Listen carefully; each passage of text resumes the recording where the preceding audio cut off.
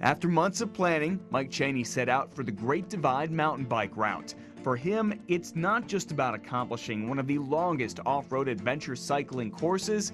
Mike wanted to do more. We caught up with him in Silver City, New Mexico. I originally had planned to do the route, which is the Great Divide mountain bike route, which travels from Banff in Alberta, Canada, down to the Antelope Wells, New Mexico, Mexican border.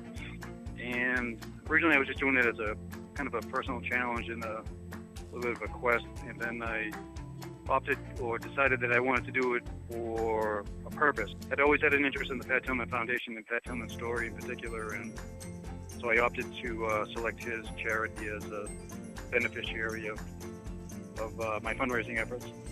Starting near Alberta, Canada, Mike has pedaled more than 2,689 miles and has raised more than $40,000 for the Pat Tillman Foundation. The funds will be going to their scholarship program, so they do a lot of great work with military veterans.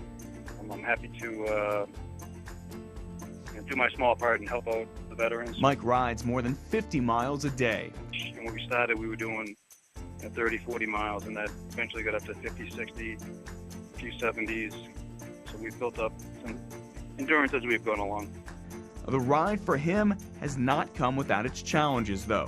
I've been planning probably 6 months before the ride. Probably the hardest part is just to make sure that you have enough food and water in between services. The services are very sporadic. Cheney has been amazed by the generosity of people. What I have found out that there's a lot of generous people out there who are more than willing to help support causes. And I've been the beneficiary of a lot of great support. So what keeps Mike going? On my front handlebar bag, I wrote some notes, and one of them is PT42, and I wrote the word passion. I have a little saying, what would Pat do?